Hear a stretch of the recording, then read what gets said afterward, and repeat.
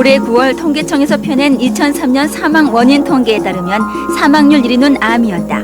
뇌혈관 질환, 심장 질환, 당뇨병 등이 그 뒤를 이었는데 과거에는 각각 별개로 여겨졌던 이러한 질환들이 최근에는 네트워크를 이루며 서로 연관되어 나타난다고 밝혀졌다. 각종 성인병들이 한 뿌리로 연결돼 동시다발로 건강에 적신호를 보내게 되는데 대사증후군의 모든 궁금증을 해결해본다. 신개념 신드롬 대사증후군.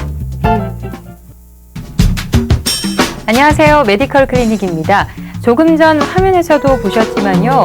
한 해 동안의 사망률 순위 10위 안에 드는 여러 가지 질환들이 모두 대사증후군이라는 한 가지 질병에서 기인한다고 합니다.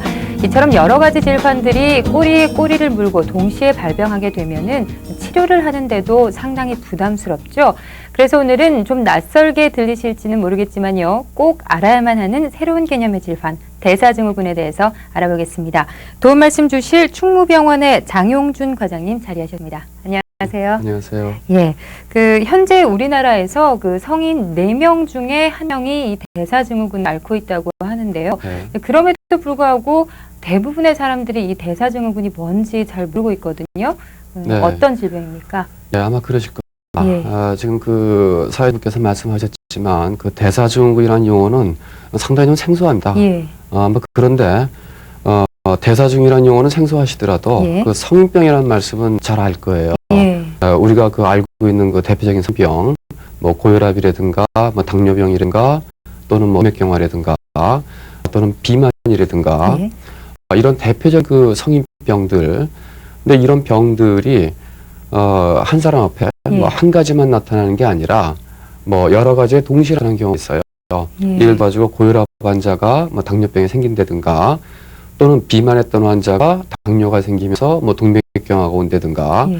그렇게 한 사람한테 여러 가지 성인병들이 동시에 생기는 것. 그래서 이제 학자들이 이상하다. 왜 한 사람한테 이런 병이 자꾸 생길까? 그래서 연구를 시작했는데, 예. 연구를 해봤더니 그런 원인, 한 사람 앞에 여러 가지 병이 생기는 원인들이 인슐린 저항성하고 관계있다라는 것을 알게 됐죠. 예.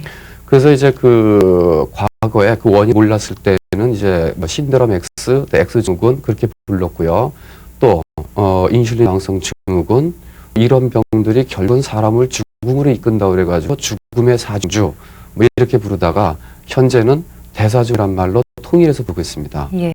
참 우리가 흔히 성인병이라고 알고 있는 여러 가지 질환들이 이렇게 연관성을 가지면서 한 사람 앞에 나타난다는 게 참 상당히 놀라운데요. 네. 이 질병이 발병하는 원인은 어디에 있나요? 이 대사증후군의 발병 원인은 아직은 정확하게 밝혀진 건 사실 없습니다. 예. 그런데 분명한 것은 유전적인 요인과 환경적인 요인인 거죠. 예. 근데 환경적인 요인 가운데서 어떤 스트레스라든가 또 운동 부족, 또 과음, 과식, 그리고 또 비만 이런 것들이 원인이 되겠는데 예. 그 가운데서도 비만이 가장 큰 원인입니다. 예. 특히 비만은 인슐린 저항성을 악화시키기 때문에 대사증후군이 발병하는데 가장 큰 원인으로 알려져 있습니다. 예. 여러 가지 질환들의 연관성을 이제 연구를 해봤더니 인슐린 저항성이 낮아졌다 이런 그렇죠. 말씀 아까 하셨는데 예. 인슐린 저항성이 어떤 거예요? 네. 역시 마찬가지로 인슐린 저항도 좀 생소하실 거예요. 예. 근데 인슐린 저항성을 아시기 전에 먼저 인슐린의 역할에 대해서 아시면 좀 이해하기가 쉽습니다. 예. 인슐린 역할, 여러 가지 역할이 있는데 그 가운데 가장 중요한 역할은 첫 번째로는 혈액 내에 있는 포도당을 세포 내로 이동을 시키는 거예요. 예. 그래서 세포가 이용할 수 있게 하는 거죠. 만약에 인슐린 저항성이 생겨서 인슐린의 효과가 낮아지게 되면 예. 세포 내 혈액 내에 있는 포당이 세포 내로 이동하지 않으니까 네. 결국 혈액 내에 당분이 쌓이게 됩니다. 결국은 고혈당이 오게 되고 진행에 되면 당뇨가 오는 거죠. 예. 그리고 또 하나 중요한 인슐린의 역할은 지방 조직에서 지방질 분해를 억제하는 효과가 있어요. 예. 지방질 분해를 억제하는 효과. 또 말해서 인슐린 저항성이 생겨서 인슐린 예. 효과가 낮아지게 되면 예. 지방 조직의 분해가 억제되지 않죠. 예. 그러니까 지방 조직에서 막 분해가 돼요. 그것이 혈액 내로 나오죠. 네. 혈액 내로 나오니까 혈액 내는 지방질 농도가 높아지는 고지혈증이 생기게 되는 거죠. 예. 그래서 인슐린 저항성이 생기게 되면 당뇨병도 오게 되는 거고 예. 고지혈증도 오게 되는 거거든요. 예. 그러면 상대적으로 우리 몸에서는 인슐린이 부족해서 그런 거다 하고 인슐린 더 많이 만든다. 그런 상태를 이제 고인슐린혈이라고 그러거든요. 예. 근데 고인슐린혈증이 된다 하더라도 예. 당이 내려가지 않고 지방이 내려가지 않고 여러 몇 가지 복잡한 대사 과정을 통해 가지고 고혈압도 발생하게 되고 그다음에 복부 비만도 발생하게 되는 거죠. 예. 예. 그렇다면 이제 대사증후군에 대해서 그 원인에 대해서 아직 정확하게 알려진 것이 없기 때문에 발견하는 것도 더 어렵지 않을까 싶기는 한데요. 네. 그 이 증후군을 만약에 치료하지 않고 그냥 놔두게 되면은 어떻게 되나요? 치료하지 않고 그냥 놔두게 하면 예. 나쁘게 되겠죠. 네. 그 화면을 좀 보셔요. 그 대사증후군에 대한 그 일목요연하게 그래프가 나와 있는데요. 일단 대사증후군은 원인은 그 역시 말씀드렸죠. 유전하고 그 환경적인 가운데서 비만의 강큰 원인을 차지한다는 것. 예. 그래서 이 두 가지가 결국은 인슐린 저항성을 일으키게 되고요. 예. 인슐린 저항성이 일어나면은 잠깐 말씀드렸습니다는 그 혈액 내 혈당이 올라가는 고혈당, 당뇨병이 오게 되고 그다음에 내장비만, 다른 말은 부비만입니다. 예. 발생하게 되고요. 또 지질의 그 분해가 되지 않으니까 그 고지혈증이 오는 그 지질대사의 이상, 그 다음에 또 고인슐린 혈증이 그 고혈압도 일으키게 된다. 또 고인슐린 혈증은 이런 것뿐만 아니라 혈관 내피세포 기능에도 이용을 초래해요. 예. 염증을 일으키게 되죠. 그래서 결국은 고혈당, 내장 비만, 예. 그다음에 지질대사 이상, 그 고혈압, 또 내피세포의 이상이 동맥경화증을 초래되고 예. 그 동맥경화증이 바로 심장병, 심혈관 질환, 또 뇌졸중으로 대표는 뇌혈관 질환을 일으키게 됩니다. 예. 결국에는 그 인슐린 저항성이라는 게 이제 생기게 되면은 굉장히 여러 가지 질병들이 생길 수 있는 거죠. 그렇죠. 예. 근데 이제 우리에게 어떤 증상이 나타났을 때 이제 내가 대사증후군이 아닌가 이런 의심을 좀 해볼까요? 네. 모든 그 만성질환과 마찬가지로 대사증후군도 초기에는 환자분들이 느끼는 증상이 별로 없습니다. 예. 그런데 미국 그 콜레스테롤 교육 프로그램이라는 곳에서 그 대사증후군을 진짜 간단하게 그 정의를 냅니다. 화면 좀 보실까요? 예. 예. 그곳에서 그 대사증후군을 그 위험인자와 결정수치 이렇게 나누어서 그 보고를 했습니다.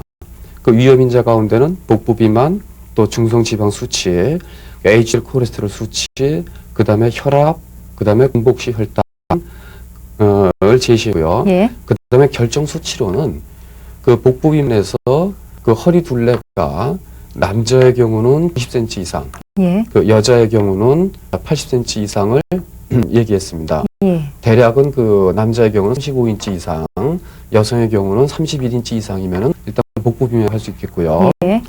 근데 그리고 그 중성지방의 수치는 공복 시 중성지방이 150mg 데시리터 이상일 때, 예. 그다음에 HDL 콜레스테롤 수치는 남자의 경우는 40mg 데시리터 이하, 여자의 경우는 50mg 데시리터 이하, 미리그램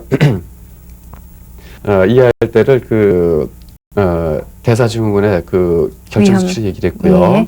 그다음에 혈압의 경우는 130에 85mHg 이상일 경우에, 예. 그다음에 공복혈당의 경우에는 110mg per 데시리터 이상일 경우에 우리가 대사증이라고 얘기를 했습니다. 예. 그런데 이 위험자 가운데 5가지 조건이 다 충족되어야지 대사증후군이 되는 게 아니고 이 가운데 3가지만 포함이 되더라도 대사증후군이라고 얘기할 수 있겠습니다. 3가지 이상이 포함이 되면은 대사증후군이 되는 그렇죠. 거네요. 예. 예.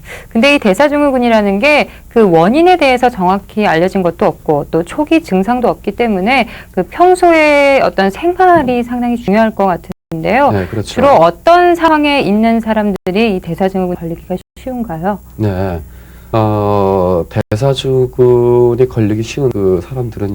예. 첫 번째는 그 나이하고 있습니다.